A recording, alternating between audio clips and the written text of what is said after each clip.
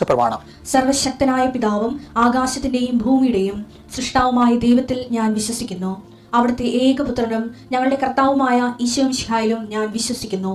ഈ പുത്രൻ പരിശുദ്ധാത്മാവിനാൽ ഗർഭസ്ഥനായി കന്യകാമറിയത്തിൽ നിന്ന് പിറന്ന് പൊന്തിയോസ് പീലാത്തോസിന്റെ കാലത്ത് പീഡകൾ സഹിച്ച് കുരിശിൽ തറയ്ക്കപ്പെട്ട് മരിച്ച് അടക്കപ്പെട്ട് പാതാളങ്ങളിൽ ഇറങ്ങി മരിച്ചവരുടെ ഇടയിൽ നിന്ന് മൂന്നാം നാൾ ഉയർത്ത് സ്വർഗത്തിലേക്ക് എഴുന്നള്ളി സർവശക്തിയുള്ള പിതാവായ ദൈവത്തിന്റെ വലതുഭാഗത്തിരിക്കുന്നു.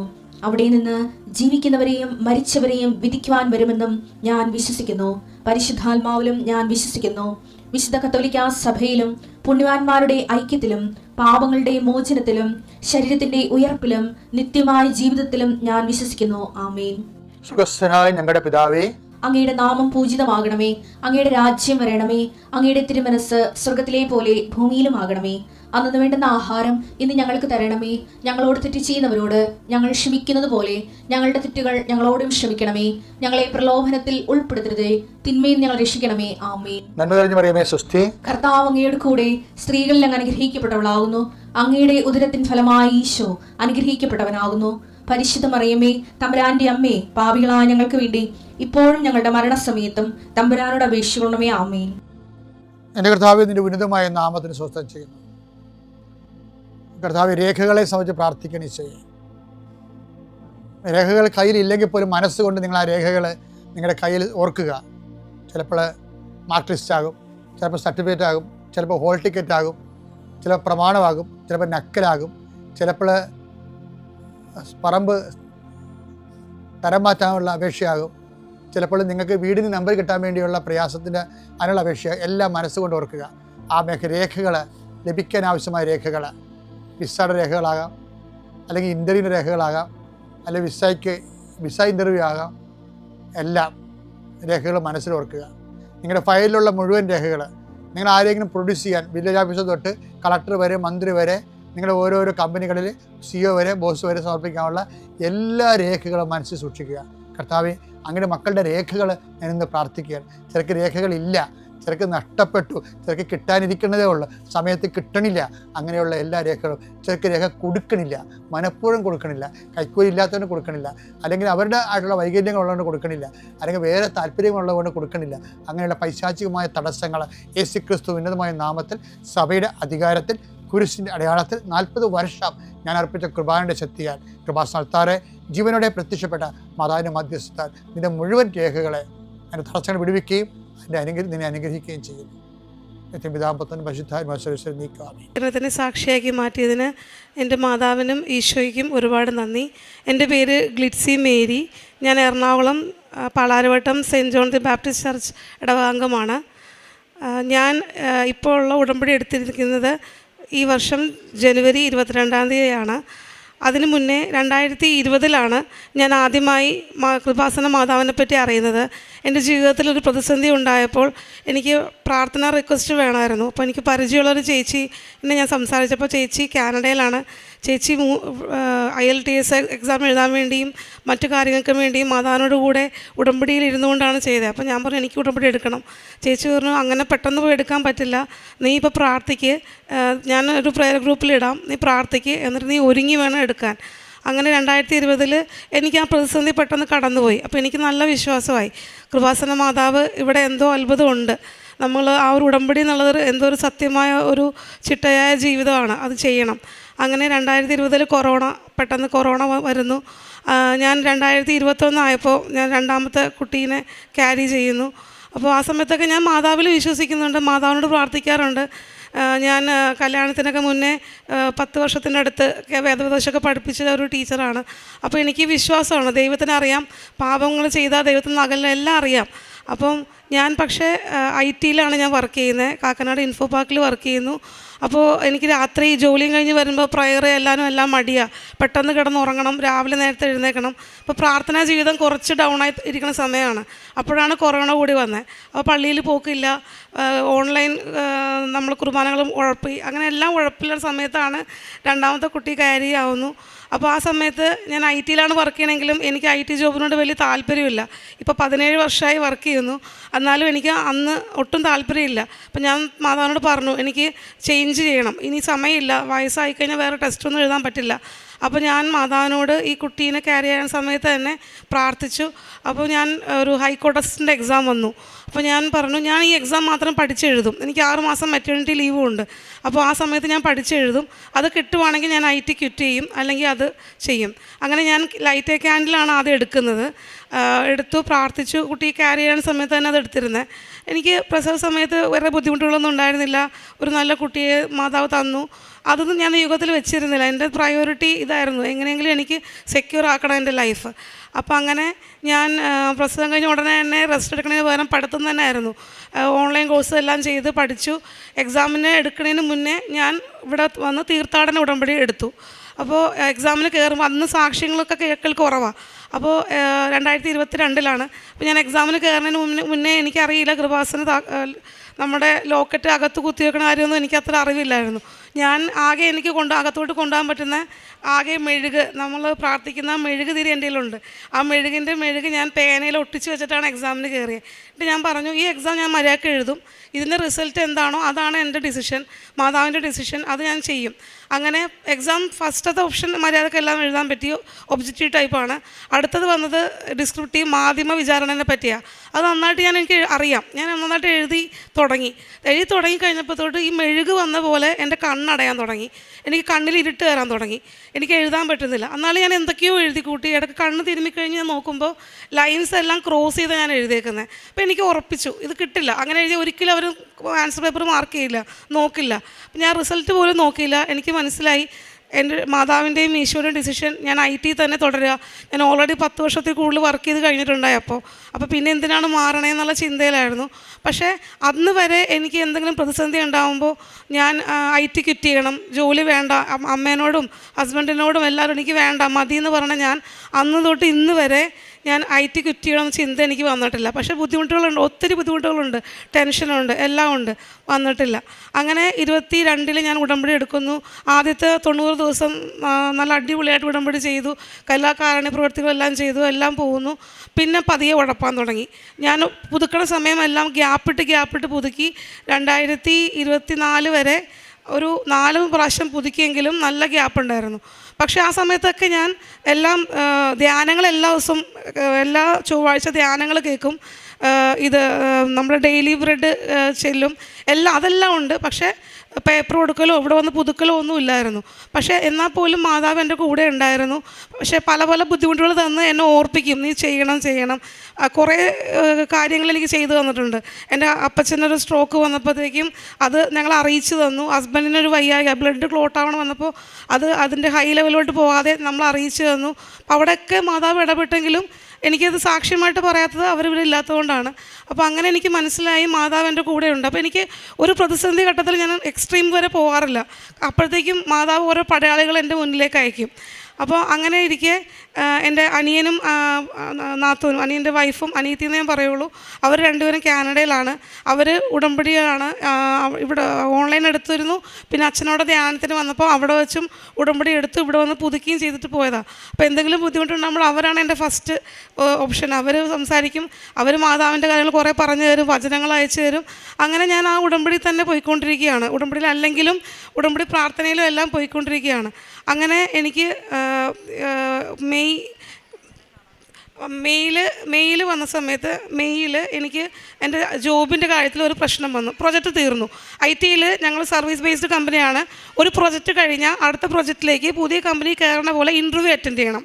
അപ്പോൾ ഇൻ്റർവ്യൂ അറ്റൻഡ് ചെയ്യാൻ വേണ്ടിയിട്ട് ഞാൻ വെയിറ്റ് ചെയ്യുക. 35 ദിവസത്തിനുള്ളിൽ അടുത്ത പ്രൊജക്റ്റ് ആയില്ലെങ്കിൽ ഇത്ര എക്സ്പീരിയൻസ് ഉള്ളതുകൊണ്ട് അവർ പറഞ്ഞു വിടും. കാരണം അങ്ങനെയാണ് IT കമ്പനി ലേ ഓഫ്സ്. നമുക്ക് പ്രൊജക്റ്റ് കിട്ടണം. അപ്പം ഞാൻ ആ പ്രൊജക്റ്റ് ആയി എന്ന് പറഞ്ഞാണ് പഴയതിന്ന് റിലീസായത്. പക്ഷേ എനിക്ക് പ്രൊജക്റ്റ് വന്നില്ല. അങ്ങനെ വെയിറ്റ് ചെയ്ത് വന്നില്ല. അപ്പം എനിക്ക് മനസ്സിലായി എന്തോ തടസ്സം. അപ്പം നോക്കുമ്പോൾ ജനുവരിയിൽ ഉടമ്പടി ഞാൻ പുതുക്കിയിട്ടില്ല. കുറച്ച് അസ്വസ്ഥതകൾ ഉണ്ടായതുകൊണ്ട് എനിക്ക് ട്രാവൽ ചെയ്യാൻ പറ്റിയില്ല. ഞാൻ അങ്ങനെ ജൂൺ 20 വെളുപ്പിന് 3:30 അവിടെ നിന്ന് എറണാകുളത്ത് നിന്ന് വന്നു. ഇവിടെ വന്ന് ടോക്കൺ എടുത്തു. ഞാൻ ഉടമ്പടി പുതുക്കി. അവിടെ ചെന്ന് കഴിഞ്ഞപ്പോൾ എനിക്ക് ഇൻ്റർവ്യൂസ് വരാൻ തുടങ്ങി. അങ്ങനെ 14ഓളം ഇൻ്റർവ്യൂ ഞാൻ അറ്റൻഡ് ചെയ്തു. പക്ഷേ ഫസ്റ്റ് റൗണ്ട് കയറും, അടുത്ത റൗണ്ടിൽ വെയിറ്റ് ചെയ്യാൻ പറഞ്ഞിട്ട് അവർ പിന്നെ വിളിക്കില്ല. അപ്പോൾ ഡേറ്റ് കഴിഞ്ഞ് പോകുന്നു. അങ്ങനെ അപ്പം എനിക്ക് രണ്ടാമതും ഒരു പ്രൊജക്റ്റിലേക്ക് അലോക്കേറ്റ് ആവുന്നു. 2 ആഴ്ച വെയിറ്റ് ചെയ്തു, അവർ വിളിക്കുന്നില്ല. അപ്പോൾ ഞാനൊരു വെള്ളിയാഴ്ച ഞാൻ വിചാരിച്ചു ഇങ്ങനെ ശരിയാവില്ല, ഞാൻ ഡേറ്റ് ഇടാം. എനിക്ക് ഡേറ്റ് കിട്ടുന്നില്ല. എല്ലാവരും അത്ഭുതങ്ങൾ പറയണ പോലെ എനിക്ക് ഡേറ്റ് ഒന്നും മനസ്സിൽ വരുന്നില്ല. അപ്പോൾ ഞാൻ മാതാവിൻ്റെ ഡേറ്റ് തന്നെ എടുത്തു, 7 എന്നുള്ള ദിവസം. അപ്പോൾ അത് മാസം ജൂൺ, സേഫ് സോണാണ്, ജൂലൈ 7 അപ്പോൾ ജൂലൈ മാസം എപ്പോഴെങ്കിലും കിട്ടിയാൽ മതി. അപ്പോൾ അതൊരു ഇതിൽ ഞാൻ പറഞ്ഞതാണ്. അങ്ങനെ എടുത്ത് ഞാനിവിടെ തിങ്കളാഴ്ച 13-ാം തീയതി, ജൂലൈ 13-ാം തീയതി ഓഫീസിൽ വന്ന് ആദ്യം കാണുന്ന മെയിലെന്ന് പറഞ്ഞാൽ 7 ദിവസം കൂടെ ഉള്ളൂ ബെഞ്ച് എന്നാ പറയണേ, പ്രൊജക്റ്റ് ഇല്ലാണ്ടിരിക്കുന്നതിന്. ബെഞ്ചിൽ 7 ദിവസം കൂടെ ഉള്ളൂ, പ്രൊജക്റ്റ് ആയില്ലെങ്കിൽ 7-ാമത്തെ ദിവസം തൊട്ട് HR അപ്പോൾ അടുത്ത ടെർമിനേഷൻ പ്രോസസ്സിൻ്റെ എന്തെങ്കിലുമൊക്കെ സ്റ്റാർട്ട് ചെയ്യുമെന്ന് പറഞ്ഞു. എന്നെ HR വിളിപ്പിച്ചു, 5 മാസത്തെ സാലറി തരാം, ഇന്ന് റിസൈൻ ചെയ്യുവാണെങ്കിൽ 5 മാസത്തെ സാലറി തരാമെന്ന് പറഞ്ഞു. എനിക്കത് ഓപ്ഷനല്ല, കാരണം ഇത് കഴിഞ്ഞാൽ എനിക്ക് കിട്ടില്ല, ഉറപ്പാണ്. ഇത്ര എക്സ്പീരിയൻസ് ഉള്ളവർ പെട്ടെന്ന് പുറത്തോട്ട് ഇറങ്ങിക്കഴിഞ്ഞാൽ IT-ൽ കിട്ടാൻ നല്ല പാടാണ് ഇപ്പോൾ AI വന്നതോടുകൂടി. പക്ഷേ AI-യുടെ മുകളിലുള്ള ഒരാളുണ്ടെന്നുള്ളത് എനിക്കല്ലേ അറിയുള്ളൂ. അപ്പോൾ എനിക്ക് ഉറപ്പാണ് എൻ്റെ കൂടെ ദൈവം ഉണ്ടാവും എന്നുള്ളത്. അപ്പം അന്ന് ഞാൻ തീരുമാനിച്ചു, ഞാൻ ഇവിടെ അച്ഛനെ കാണാൻ വരാം, എന്തെങ്കിലും വരാം. അപ്പോൾ ഞാൻ തിങ്കളാഴ്ച ഞങ്ങളുടെ അവിടെയുള്ളൊരു നിത്യാരാധന കേന്ദ്രത്തിൽ കയറി പ്രാർത്ഥിച്ചപ്പോൾ എനിക്ക് കിട്ടിയ വചനം എന്ന് പറഞ്ഞാൽ വിലാപങ്ങളിലാണ്. നമ്മുടെ സ്വപ്നങ്ങളുടെ മേലെ മതിൽ കെട്ടുന്നൊരു ദൈവത്തെ പറ്റി കണ്ടു. അപ്പോൾ എനിക്ക് പേടിയായി, വീണ്ടും തടസ്സങ്ങളാണല്ലോ ഈശോയെ. ഞാൻ വായിച്ചു, കണ്ടിന്യൂ ചെയ്ത് വായിച്ചപ്പോൾ വിലാപങ്ങൾ 3-ാം അധ്യായം 26-ാം വാക്യത്തിൽ പറയുന്നത് കർത്താവിൻ്റെ രക്ഷ കാത്തിരിക്കുന്ന കിട്ടുന്നതാണ് അതിൻ്റെ ഉത്തമം എന്നുള്ളത്. അപ്പോൾ എനിക്ക് ഉറപ്പായി കിട്ടും, കുറച്ചും കൂടി വെയിറ്റ് ചെയ്യാം, 7 ദിവസം ഉണ്ടല്ലോ, കുറച്ചും കൂടി വെയിറ്റ് ചെയ്യാം. അപ്പോൾ ഞാൻ അവരെ വിളിച്ച് പറഞ്ഞു, ഞാൻ അക്സെപ്റ്റ് ചെയ്യുന്നില്ല, ആ ഓഫർ ഞാൻ റിജക്റ്റ് ചെയ്യുകയാണ്, ഞാൻ റിസൈൻ ചെയ്യുന്നില്ല, 7 ദിവസം കൂടി ഉണ്ടല്ലോ, ഞാൻ ട്രൈ ചെയ്യാം. അങ്ങനെ ട്രൈ ചെയ്ത് 3 ആഴ്ച മുന്നേ അറ്റൻഡ് ചെയ്ത ഒരു ഇൻ്റർവ്യൂവിൻ്റെ അവരെ വിളിച്ചിട്ട് പറഞ്ഞു, വെള്ളിയാഴ്ച ക്ലയൻറ്റ് റൗണ്ട് നടക്കുകയാണെന്ന് പറഞ്ഞു. അങ്ങനെ വെള്ളിയാഴ്ച രാത്രി 9 മണിക്കാണ്. അപ്പോൾ ഞാൻ ഓഫീസിൽ തന്നെ ഇരുന്നു. ഓഫീസിലൊരു കുഞ്ഞു മുറിയിലാണ് എനിക്ക് കിട്ടിയത്. പ്രൊജക്റ്റ് ഇല്ലാത്തവർ നമുക്കങ്ങനെ മുറി ഉണ്ടാവില്ല. അപ്പോൾ ഒരു ഫോൺ ബൂത്തുള്ള ഒരു കുഞ്ഞു മുറിയിലാണ് രാത്രി ഇരിക്കുന്നത്. ആ ഫ്ലോറിൽ ആരും ഇല്ല ആ സമയത്ത്. അപ്പോൾ എനിക്ക് പേടിയാണ് അങ്ങനെയൊക്കെ ഇരിക്കുക. പക്ഷേ ആ സമയത്ത് പുറത്ത് ആരൊക്കെ നടക്കുന്നുണ്ട്, സെക്യൂരിറ്റി ചേച്ചിമാരാണ്. അപ്പം എനിക്ക് അവരുടെ ഇടയ്ക്ക് ഇങ്ങനെ നോക്കിയിട്ട് ചിരിച്ചിട്ട് പോകും. അപ്പോൾ എനിക്കൊരു അവർ കൂടെ ഉണ്ടല്ലോ, ചേച്ചിമാരുണ്ടല്ലോ അവിടെ. സാധാരണ ആ സമയത്തൊക്കെ ആണുങ്ങളാണ് സെക്യൂരിറ്റി നിൽക്കാറുള്ളത്. അന്ന് അവിടെ മൊത്തം ചേച്ചിമാരായിരുന്നു. അപ്പോൾ എനിക്ക് നല്ല ധൈര്യമായി. ഇൻ്റർവ്യൂ നല്ല പാടായിരുന്നു. 1 മണിക്കൂർ 40 മിനിറ്റോളം ഉണ്ട്. 10:40 ഞാൻ അവിടെ നിന്ന് ഇറങ്ങുന്നത്. അപ്പോൾ പക്ഷേ ഇൻ്റർവ്യൂവിൽ അവർ ചോദിക്കുന്നതെല്ലാം, ഞാൻ പറയുന്നതിനെല്ലാം കോൺട്രഡിക്ഷൻ അവർ പറയുന്നത്.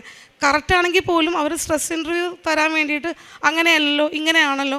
പക്ഷേ ഞാൻ തർക്കിക്കുക, അല്ല ഇതിങ്ങനെയാണ്, എനിക്കറിയാവുന്നത് ഇങ്ങനെയാണ്, ബാക്കിയുള്ളത് എനിക്കറിയില്ല. അപ്പം വളരെ മാന്യമായിട്ട് തന്നെ എനിക്ക് റിപ്ലൈ ചെയ്യാനും പറ്റി. അങ്ങനെ എല്ലാം കഴിഞ്ഞ് ഞാൻ ഇറങ്ങിക്കഴിയുമ്പോൾ ഞാൻ കാണുമ്പോൾ ഈ ചേച്ചിമാരൊക്കെ എൻ്റെ അടുത്തോട്ട് വരുന്നത്, എന്ത് പറ്റി, ടെൻഷനാണല്ലോ. അപ്പോൾ ഞാൻ നോക്കുമ്പോൾ അത്ര നാൾ ഞാൻ ശ്രദ്ധിച്ചിട്ടില്ല, അവരുടെ എല്ലാം ഈ യൂണിഫോം കളറ് നമ്മുടെ ഈ മാതാവിൻ്റെ ഇതേ കളറ് തന്നെ. അപ്പോൾ എനിക്ക് ഉറപ്പാണ് മാതാവ് അയച്ച പടയാളികളാണ്, രാത്രിയിൽ എന്നെ സംരക്ഷിക്കാൻ വേണ്ടി മാതാവ് അയച്ച പടയാളികളാണ് അവരെന്ന് എനിക്ക് പൂർണ്ണ ബോധ്യമുണ്ടായി. അപ്പോൾ വെള്ളിയാഴ്ച രാത്രി 10:45 ഞാൻ അവിടെ നിന്ന് ഇറങ്ങുന്നത്. ഞാൻ ഓൾറെഡി ശനിയാഴ്ച അച്ഛനെ കാണാൻ വരാൻ ടിക്കറ്റ് ബുക്ക് ചെയ്തിട്ടുണ്ടായിരുന്നു ബസ്സിന്. വെളുപ്പിന് 3:30 അവിടെ നിന്ന് പോരാൻ, എറണാകുളത്ത് നിന്ന് വരാൻ. അപ്പോൾ ഞാൻ പറഞ്ഞു, ഒന്നെങ്കിൽ നാളെ ഞാൻ സാക്ഷ്യം പറയും, അല്ലെങ്കിൽ ഞാൻ അച്ഛനെ കാണും. അങ്ങനെ വിചാരിച്ച് എനിക്ക് റിസൾട്ട് അറിഞ്ഞില്ല. ഞാൻ ശനിയാഴ്ച വെളുപ്പിന് മോനായിട്ട് ഉറങ്ങിയിട്ടില്ല, അന്നേരം ചെന്നിട്ട് മോനായിട്ട് 3:30 ഇങ്ങോട്ട് പോന്നു. ഇവിടെ വന്ന് അച്ഛനെ കാണാൻ നിൽക്കുമ്പോൾ അടുത്ത പ്രതിസന്ധി. എനിക്ക് പേടിയാണ്, ആൾക്കാരുടെ മുമ്പിൽ വെച്ച് അച്ഛൻ വഴക്ക് പറയുമോ, കാരണം എൻ്റെ പാപങ്ങൾ എൻ്റെ അയോഗ്യതയാണ്. എനിക്ക് ഭയങ്കര പേടിയായി. ദൈവമേ അങ്ങനെ പറഞ്ഞാൽ ഞാൻ അവിടെ തലയിറങ്ങി വീഴും, എന്നെ വീഴ്ത്താതെ പിടിച്ച് നിർത്തണേ. അച്ഛനൊക്കെ ഇങ്ങനെ പറഞ്ഞ കേട്ടിട്ടുണ്ടല്ലോ, എൻ്റെ മുമ്പിൽ കള്ളത്തരം കൊണ്ടുവന്നാൽ ഞാൻ പിടിച്ച് കുടയും എന്നുള്ളത്. അപ്പോൾ എനിക്ക് പേടിയായി. അച്ഛൻ പണ്ട് പറയാറുള്ള പോലെ കുറേ കണ്ടാമൃഗങ്ങൾ ഉടമ്പടി എടുക്കുമെന്ന് പറഞ്ഞില്ല, അതിൽപ്പെട്ട ഒരാളായിരുന്നു പണ്ട് ഞാൻ. അപ്പോൾ അതൊക്കെ അച്ഛൻ പറയുമോ, പണ്ടത്തെ കാര്യമൊക്കെ പറയുമോ? അപ്പോൾ ആ വരുന്നതിന് മുമ്പ് ഞാൻ പറഞ്ഞ എൻ്റെ ആദ്യത്തെ പടയാളികൾ എൻ്റെ അനിയനും എൻ്റെ അനിയത്തിയും. എൻ്റെ അനിയൻ പറഞ്ഞിട്ടുണ്ടായി, ചേച്ചി അച്ഛനെ കാണാൻ പോകണമെങ്കിൽ അതിന് മുമ്പ് ചേച്ചി കുമ്പസാരിച്ച് ഒരുങ്ങി വേണം കൃപാസനത്തിൽ പോകാൻ. ഞാൻ പറയട്ടെ, ഞാൻ കുമ്പസാരിച്ച് ഒരാഴ്ച ആയിട്ടുള്ളൂ, എന്നാലും ചേച്ചി കുമ്പസാരിക്കണം എന്ന് പറഞ്ഞിട്ട് തലയാഴ്ച ചൊവ്വാഴ്ച ഓൾറെഡി ഞാൻ കുമ്പസാരിച്ചിട്ടുണ്ടായി. അപ്പോൾ അതാണ് എൻ്റെ ധൈര്യം, ഞാൻ പാപങ്ങളിൽ നിന്ന് മോചിതയാണ്. ഇനി ബാക്കി എന്തെങ്കിലും ആക്ടിവിറ്റീസ് എനിക്ക് അറിയില്ല. എന്തായാലും ഞാൻ പ്രാർത്ഥിച്ച് എനിക്ക് കരയാൻ പറ്റുന്നില്ലായിരുന്നില്ല അന്ന്. ഇവിടെ വന്ന് അച്ഛൻ്റെ അടുത്ത് നിന്നപ്പോൾ അടുത്തത് എൻ്റെ മുമ്പിൽ നിന്ന ഒരു കൊച്ചിന് അച്ഛൻ നന്നായിട്ട് വഴക്ക് പറയുക. എന്താണെന്ന് എനിക്ക് കേൾക്കുന്നില്ല, ഞാൻ കേൾക്കാൻ ശ്രമിക്കുന്നുമില്ല. ഞാൻ ദൈവം എന്നെയും പിടിക്കും. അപ്പോൾ അന്ന് പരീക്ഷാ കുട്ടികളും വിസക്ക് പോകുന്ന കുട്ടികളോടൊപ്പമാണ് ഞാൻ കയറുന്നത്. അപ്പം അവരെ വഴക്ക് പറയുക. എന്താണെന്ന് എനിക്ക് മനസ്സിലായില്ല. പിന്നീട് മനസ്സിലായി, അച്ഛൻ ധ്യാനത്തിൽ പറഞ്ഞു ആ കൊച്ച് പൂർണ്ണമായ ഉടമ്പടിയിലല്ലാത്തതിനാണ് വഴക്ക് പറഞ്ഞതെന്നുള്ളത്. അപ്പം ഞാൻ അച്ഛൻ്റെ അടുത്ത് നിൽക്കുക, അച്ഛൻ്റെ അടുത്ത് ഞാൻ നോക്കുന്നില്ല, എനിക്ക് പേടിയാണ്. അച്ഛൻ്റെ കണ്ണിലോട്ട് നോക്കാൻ എനിക്ക് പേടിയാണ്. അച്ഛൻ എന്തെങ്കിലും എന്നെ പറയും, എനിക്ക് ഒന്നാമത് ടെൻഷനാണ്. അപ്പോൾ പക്ഷേ അച്ഛൻ എൻ്റെ അടുത്ത് വന്നിട്ട് എന്നെ വേഗം തോളത്ത് ആദ്യം തട്ടി, 2 തട്ട് തോളത്ത് തട്ടി, പിന്നെ കവിളത്ത് ഇങ്ങനെ പിടിച്ച്, ഇങ്ങനെ പിച്ചല്ല ഇങ്ങനെ പിടിക്കുകയും ചെയ്തത്. എനിക്ക് പെട്ടെന്ന് തണുത്ത വെള്ളം എൻ്റെ മേത്ത് ആരും ഒഴിക്കണ പോലെ തോന്നി. എനിക്ക് ഭയങ്കര ഇഷ്ടം, നമ്മൾ പിള്ളേരെ കൊഞ്ചിക്കുന്നതാണല്ലോ അങ്ങനെ പിടിക്കുന്നത്. അപ്പോൾ നമ്മൾ അത്രയും ടെൻഷൻ ഇരിക്കുമ്പോൾ ഒരാൾ വന്ന് സാരമില്ല പോട്ടെ, എല്ലാം ശരിയാവും. അത് കഴിഞ്ഞിട്ട് അച്ഛൻ ചോദിക്കണേ എന്താ കാര്യമെന്ന്. പക്ഷെ അതിന് മുന്നേ അച്ഛൻ അത് അച്ഛൻ പറഞ്ഞത് പോലും എനിക്കറിയില്ല. പക്ഷെ എനിക്ക് പറഞ്ഞതായിട്ടാണ് എനിക്ക് ഫീൽ ചെയ്തത് എല്ലാം ശരിയാവും. അച്ഛൻ പ്രാർത്ഥിച്ച് എല്ലാം ശരിയാകും പോട്ടെ നമ്മൾ തോളത്ത് തട്ടി. ഞാൻ ഇവിടുന്ന് വളരെ സന്തോഷിച്ച് പോയി. എനിക്ക് ഉറപ്പായിരുന്നു കിട്ടുമെന്നുള്ള. എനിക്ക് പിറ്റേ ദിവസം ഞാൻ ശനിയാഴ്ച കഴിഞ്ഞ് ഞാൻ ടെൻഷൻ അടിച്ചിട്ടേ ഇല്ല. തിങ്കളാഴ്ച രാവിലെ ഞാൻ ഓഫീസിൽ ചെല്ലുമ്പോൾ വെർബലായിട്ട് എനിക്ക് കൺഫർമേഷൻ കിട്ടി, ക്ലയൻറ്റ് ഇൻ്റർവ്യൂ പാസ്സാണ്. അത് വളരെ കാരണം അത്രയും സ്ട്രെസ് ഇൻ്റർവ്യൂ ആയിരുന്നു. ഞാൻ ഒരിക്കലും വിചാരിച്ചില്ല അത് പാസ്സാവും എന്നുള്ളത്. പക്ഷേ അപ്പം അന്ന് ഡേറ്റ് 20ആണ്. അപ്പം അത് എനിക്ക് 7ാമത്തെ ദിവസം റിസൈൻ ചെയ്യണമെന്ന് പറഞ്ഞ ഫൈനൽ ഡേറ്റാണ്. അന്നാണ് എനിക്ക് കൺഫർമേഷൻ കിട്ടിയേക്കണേ. അപ്പോൾ ഞാൻ HR ആ മെയിൽ ഫോർവേഡ് ചെയ്തു. എനിക്ക് പ്രൊജക്റ്റായി, അലോക്കേഷൻ ഡേറ്റ് വന്നിട്ടില്ല. അപ്പം അങ്ങനെ എനിക്ക് അലോക്കേഷൻ ഡേറ്റ് ഇന്നലെയാണ് വന്നത്, 27ാം തീയതിയാണ്. എൻ്റെ ഇൻ്റർവ്യൂ നടന്നത് 7ആണ്. ഇതിനെല്ലാം ഒരു 7 ഉണ്ട്. ഞാൻ അങ്ങോട്ട് ചോദിച്ച് വാങ്ങിച്ചൊരു ഡേറ്റ് നമ്പറാണ് 7. അപ്പോൾ എനിക്കറിയില്ല അത് ഏത് ഡേറ്റിൽ പെടും എന്നുള്ളത്. പക്ഷേ മാതാവ് ഇതെല്ലാം കാണിച്ചു തന്ന 7 എൻ്റെ ലൈഫിൽ വളരെ ഇമ്പോർട്ടൻ്റ് ആണ്. അപ്പോൾ അങ്ങനെ ഞാൻ തിങ്കളാഴ്ച തൊട്ട് ആ പ്രൊജക്റ്റിൽ അലോക്കേറ്റഡ് ആയി. ഇനിയൊരു 1.5 വർഷത്തേക്ക് അതിൽ അലോക്കേഷൻ ഉണ്ട്, പേടിക്കേണ്ട ആവശ്യമൊന്നുമില്ല. അപ്പോൾ എനിക്ക് ഉറപ്പുണ്ട് ഇനിയും ബുദ്ധിമുട്ടുകൾ വരും. IT ജോബാണ്. അതിലൊക്കെ മാതാവും എൻ്റെ ഈശോയും എൻ്റെ കൂടെ ഉണ്ടാവുമെന്ന് പൂർണ്ണമായി ഉറച്ച് വിശ്വസിക്കുന്നു. പിന്നെ കാരുണ്യ പ്രവർത്തികൾ, ഞാൻ പേപ്പറുകൾ ഒരിക്കലും പള്ളികളിൽ കൊടുക്കാറില്ല. എൻ്റെ അമ്മയും എല്ലാവരും പറയും ഇപ്പോൾ പള്ളിയിൽ കൊടുക്കുക, അവർ കളയില്ല, അവർ വായിച്ചോളും. അപ്പോൾ ഞാൻ പറഞ്ഞു അങ്ങനെ കൊടുത്തിട്ട് കാര്യമില്ല. ഞാൻ ആദ്യം കൊടുക്കാതിരുന്ന നാണക്കേട് കൊണ്ടാണ്, പരിചയമുള്ള ആൾക്കാരുണ്ടല്ലോ എന്ന്. പക്ഷെ പിന്നെ ഞാൻ വിചാരിച്ചു അവിടെ കൊടുത്തിട്ട് അവർക്ക് എന്തായാലും കിട്ടും. ഞാൻ Tripunithura bus stand Tripunithura Kizhakkekotta stop, അവിടെ 2 സ്റ്റോപ്പുണ്ട്. അവിടെ കുറേ നേരം നിൽക്കും. ഞാനും ഒറ്റയ്ക്കല്ല പോണേ, ഞാനും എൻ്റെ പിള്ളേരും 4 വയസ്സുള്ള കൊച്ചും, അങ്ങനെ 3 പേരും കൂടെ പോകുന്നത്. സ്കൂട്ടറിന് പോയിട്ട് ഓരോ സ്റ്റോപ്പിൽ ഇറങ്ങിയിട്ട് 1 2 വെച്ച് കൊടുക്കും. അങ്ങനെ കൊടുത്ത് തീർത്ത് അവരോട് പറയും വായിക്കുമോ എന്ന് ചോദിച്ചിട്ടേ കൊടുത്തിട്ടുള്ളൂ. അന്ന് തൊട്ട് ഇന്ന് വരെ വായിക്കുമോ എന്ന് ചോദിച്ചിട്ടേ കൊടുത്തിട്ടുള്ളൂ. പിന്നെ മാതാവിൻ്റെ ഒരു പ്രാർത്ഥനയുള്ള ഒരു ഫോട്ടോ എന്തെങ്കിലുമുണ്ട്, അതും കൊടുക്കും. അത് ഞാൻ ചോദിക്കും. അപ്പോൾ അവർ വേണ്ടെന്ന് വല്ലതും പറയുകയാണെങ്കിൽ എന്നാൽ തിരിച്ച് തന്നേക്ക്. അപ്പോൾ അവർ ഞാൻ വായിച്ച് നോക്കട്ടെ, ഞാൻ വായിച്ചിട്ട് വേണ്ടെങ്കിൽ വേറെ ആർക്കെങ്കിലും കൊടുക്കണം. അങ്ങനെ കളയാന്നില്ല എന്ന് ഞാൻ കൺഫേം ചെയ്തിട്ടാണ് കൊടുക്കാറുള്ളത്. പിന്നെ രോഗികളെ സഹായിക്കാനായിട്ട് നേരിട്ടല്ലെങ്കിലും പല വഴിക്ക് വേറെ ആൾക്കാരെ വഴി ഞാൻ കൊടുത്ത് പൈസ എൻ്റെ ഒരു ശമ്പളത്തിൻ്റെ ഒരു ഭാഗം ഞാൻ കൊടുക്കാറുണ്ട്. പിന്നെ പറ്റുന്ന സമയങ്ങളിലെല്ലാം അറിയാത്തവരോടും മാതാവിൻ്റെ അനുഗ്രഹങ്ങളെ പറ്റി, അന്ന് അച്ഛനെ കാണാൻ വന്നപ്പോൾ ഒരുപാട് കുട്ടികളെ ഞാൻ പരിചയപ്പെട്ടു. അപ്പോൾ അവരോടൊക്കെ എൻ്റെയും എൻ്റെ അനിയൻ്റെയൊക്കെ ഒരു ഇടിവെട്ട് സാക്ഷിയൊക്കെ വരാനുണ്ട്. അവർ വരുമ്പോഴാണ് പറയാൻ പറ്റുള്ളൂ. അവർ PR കംപ്ലീറ്റ് ആയിട്ടില്ല. അപ്പോൾ അവരുടെയൊക്കെ സാക്ഷ്യങ്ങൾ ഞാൻ ഫോട്ടോ, അവർക്ക് മാതാവിൻ്റെ കുറേ അത്ഭുതങ്ങൾ തിരിയിൽ വന്നിട്ടുണ്ട്, അതിൻ്റെയൊക്കെ ഫോട്ടോ കാണിച്ചു കൊടുത്തു. അപ്പോൾ അവരോട് പറയും പേടിക്കണ്ട. അപ്പോൾ പറ്റുന്ന സ്ഥലങ്ങളിലെല്ലാം ഞാൻ മാതാവിനെ പറ്റിയും ഈശോനെ പറ്റിയും കൃപാസനത്തെ പറ്റിയൊക്കെ പറയാറുണ്ട്. പിന്നെ തൈലം, ഞാൻ എപ്പോഴും തൈലം പ്രാർത്ഥിക്കും. ഞാൻ പറഞ്ഞല്ലോ എൻ്റെ അപ്പച്ചനും ഹസ്ബൻഡിൻ്റെ ഫാദറാണ്. അപ്പച്ചനും ഹസ്ബൻഡിനൊക്കെ ഓരോ രോഗാവസ്ഥ വന്നപ്പോൾ ഈ തൈലം വെച്ച് പ്രാർത്ഥിച്ചതിൻ്റെ ഫലമായിട്ടാണ് കുറേ അനുഭവങ്ങൾ ഉണ്ടായത്. പിന്നെ ഉപ്പ് എൻ്റെ മക്കൾക്കും എല്ലാം പരീക്ഷയ്ക്ക് വരുമ്പോഴും എല്ലാം അവനൊരു അഡിനോയിഡിൻ്റെ പ്രശ്നമുണ്ട്, അതും ഞാൻ വെച്ചിട്ടുള്ളതാണ്. അത് പൂർണ്ണമായിട്ടില്ല, അതിൻ്റെയും കുറേ റിക്കവറായി വരുന്നുണ്ട്. അങ്ങനെ കുറേ കാര്യങ്ങൾ എനിക്ക് ഈ നേർച്ച വസ്തുക്കൾ ഉപയോഗിച്ചത് വഴിയും കിട്ടിയിട്ടുണ്ട്. ഇനിയും ഒരുപാട് പേര് ഞാൻ സാക്ഷ്യങ്ങൾ ഫോണിൽ ഷെയർ ചെയ്യും. ഇപ്പോൾ സാക്ഷ്യങ്ങൾ കേൾക്കാൻ ഈ ജനുവരി തൊട്ടാണ് ഞാൻ മിനിമം ഒരു 5-6 സാക്ഷ്യങ്ങളൊക്കെ ഞാൻ ഡെയിലി കേട്ട് തുടങ്ങിയത്. അതൊക്കെ ഞാൻ കുറേ പേർക്ക് ഷെയർ ചെയ്യും. കുറേ ഹിന്ദുക്കൾ എന്നോട് ചോദിക്കും, ഗ്ലിക്സി കൃപാസനത്തിൽ പോകണ്ടല്ലേ? ഞാൻ പറഞ്ഞാൽ പോകുന്നുണ്ട്. അപ്പോൾ ചോദിക്കും, അങ്ങനെ പറയും, അവരോടും പറയും. അപ്പോൾ സാക്ഷ്യങ്ങൾ എൻ്റെ സ്റ്റാറ്റസിൽ നിന്നും തള്ളിക്കളയാതെ വായിക്കുന്നവരുണ്ട് എന്നെനിക്ക് മനസ്സിലായി. അപ്പോൾ ഇനിയും മാതാവിനോടും ഈശോയോടും ചേർന്നുകൊണ്ട് ഇനി ഒരിക്കലും ഉടമ്പടി ജീവിതം ഉഴപ്പാതെ എനിക്ക് ഇനിയും കുറേ മേഖലകളിൽ ഇമ്പ്രൂവ് ചെയ്യാനുണ്ട്. എൻ്റെ പാപാവസ്ഥകളെ കുറേ കളയാനുണ്ട്. അതെല്ലാം കളഞ്ഞ് ഈശോയിലും മാതാവിലും ഉറച്ചു നിന്ന് നല്ലൊരു ആത്മീയ ജീവിതം നയിക്കാൻ എന്നെയും എൻ്റെ കുടുംബത്തെയും സഹായിക്കണമേ എന്ന് ഞാൻ പ്രാർത്ഥിക്കുന്നു. വിശുദ്ധ ലൂക്കായുടെ സുവിശേഷം 11-ാം അധ്യായം 11 മുതൽ 13 വരെയുള്ള തിരുവചനങ്ങൾ. നിങ്ങളിൽ ഏതൊരു പിതാവാണ് മകൻ മീൻ ചോദിച്ചാൽ പകരം പാമ്പിനെ കൊടുക്കുക, മുട്ട ചോദിച്ചാൽ പകരം തേളിനെ കൊടുക്കുക? മക്കൾക്ക് നല്ല ദാനങ്ങൾ നൽകാൻ ദുഷ്ടരായി നിങ്ങൾക്കറിയാമെങ്കിൽ സ്വർഗസ്ഥനായ പിതാവ് തന്നോട് ചോദിക്കുന്നവർക്ക് എത്രയധികമായി പരിശുദ്ധാത്മാവിനെ നൽകുകയില്ല. ഗ്ലിറ്റ്സി എന്ന സഹോദരിയുടെ ഒരു IT എംപ്ലോയറുടെ പ്രത്യക്ഷീകരണ സാക്ഷ്യമാണ് നമ്മോട് സഹോദരി വിവരിച്ചുകൊണ്ടിരുന്നത്. തികച്ചും not by merit but by grace എന്ന ഉടമ്പടി അടിസ്ഥാനത്തിൽ, ഉടമ്പടി കണ്ടൻറ്റിൽ ഈ മകൾക്ക് 7 എന്ന പരിശുദ്ധ അമ്മയുടെ ആ നമ്പറിൻ്റെ അടയാളങ്ങളോടുകൂടിയുള്ള അക്കത്തിൽ ലഭിച്ച വലിയൊരു സാക്ഷ്യമാണിത്. ഭാവിയെ ഈശോ യഥാസ്ഥാനപ്പെടുത്തി എന്ന് ഉറപ്പും, അതുപോലെ തന്നെ ഇനിയും ഈശോയെ എനിക്ക് അനുഭവിക്കണം, ഇനിയും ഈശോയെ എനിക്ക് കൊടുത്തു തീർന്നിട്ടില്ല, ഈശോയെ അനുഭവിച്ച് കൊതി തീർന്നിട്ടില്ല എന്നൊക്കെയാണ് ഈ സഹോദരിയുടെ ഈ സാക്ഷ്യത്തിൻ്റെ രത്നച്ചുരുക്കമായി നമുക്ക് മനസ്സിലാക്കുന്നത്. നമുക്ക് അറിയാവുന്നതുപോലെ ഇന്ന് ഒരുപാട് ലൈറ്റഡ് ആയിട്ടുള്ള ആളുകൾ അല്ലെങ്കിൽ വളരെ റിസർച്ച് ചെയ്യുന്ന വ്യക്തികളൊക്കെയാണ് ബൈലാറ്ററൽ എഗ്രിമെൻറ്റ്, അതായത് ഈ ഉടമ്പടി ചെയ്തുകൊണ്ട് തൻ്റെ ജീവിതത്തിൽ ഈശോയെ സ്വീകരിക്കുവാനും ഈശോയെ കൈമാറുവാനുമായി ഒരുപാട് മക്കൾ ഇവിടെ കടന്നു വരുന്നത്. അവർക്ക് ഈശോ ആരാണെന്ന് ഇനി ആരും പറഞ്ഞു കൊടുക്കേണ്ട ആവശ്യമില്ല. ബഹുമാനപ്പെട്ട ജോസഫ് അച്ഛൻ്റെ പ്രബോധനങ്ങളിലൂടെയും എല്ലാ ചൊവ്വാഴ്ചയിലൂടെയുള്ള ധ്യാനങ്ങളിലൂടെയും ഡെയിലി ബ്രെഡ് പ്രോഗ്രാമിലൂടെയും നമ്മൾ ഒരുപാട് ഈശോയെ അനുഭവിക്കുവാൻ, ഈശോയുടെ കൂടെ ചേർന്നിരിക്കുവാൻ, അവിടുത്തെ അനുഗ്രഹം പ്രാപിക്കാനെല്ലാം നാം ഒരുങ്ങിക്കഴിഞ്ഞ ഒരു യുഗത്തിൻ്റെ ആരംഭത്തിലാണ് നാം എല്ലാവരും ജീവിക്കുന്നത്. ഒരു ആർട്ടിഫിഷ്യൽ ഇൻ്റലിജൻസ് വന്നതുകൊണ്ട് നമ്മുടെ എല്ലാം ഭാവി തകർന്നു പോകുന്നുവെന്ന് സങ്കടപ്പെടുന്ന ഒരു യുഗത്തിൻ്റെ സമയത്താണ് നാം ജീവിക്കുന്നത്. എത്ര തന്നെ സയൻസ് ഫാക്റ്റാണ്, റിലിജൻ ഫെയ്ത്താണ് എന്നൊക്കെ വാദിക്കുന്നവർക്കുള്ളതിൻ്റെ ഒരു ഉത്തരമാണ് ഇന്ന് ഇവിടെ ഗ്ലിറ്റ്സി നമ്മോട് പങ്കുവച്ചത്. നമുക്ക് അടിയുറച്ച് വിശ്വസിക്കാവുന്ന ഒരു ക്രിസ്തു നമ്മിലുണ്ട്, ക്രിസ്തു എന്നിൽ ജീവിക്കുന്നു. അതിൻ്റെ അടയാളമാണ് ഇന്ന് എൻ്റെ ഉടമ്പടി ജീവിതം.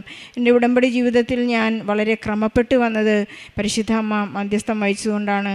എന്നെല്ലാം നമുക്ക് ചങ്കൂറ്റത്തോടുകൂടി പറയാൻ സാധിക്കുന്നത് ഇന്ന് ഗ്ലിറ്റ്സി ജീവിച്ചതുപോലെ വളരെ ശുദ്ധിയോടുകൂടി, പരിശുദ്ധിയോടുകൂടി തിരുസന്നിധിയിൽ ഈശോയെ സ്വീകരിക്കുവാനും ഈശോയുടെ സന്നിധിയിൽ നിൽക്കുവാനും സാധിക്കുന്നതുകൊണ്ടാണ്. സമാനമായ ജീവിത പ്രതിസന്ധികളിലൂടെ കടന്നു പോകുന്ന എല്ലാ മക്കളുടെയും സങ്കടങ്ങളെ ഈ സാക്ഷ്യത്തോട് ചേർത്ത് വെച്ച് ഈശോയ്ക്കും പരിശുദ്ധ അമ്മയ്ക്കും നല്ല ഒരു കയ്യടി നൽകി ഗ്ലിറ്റ്സിയുടെ സാക്ഷി നമുക്ക്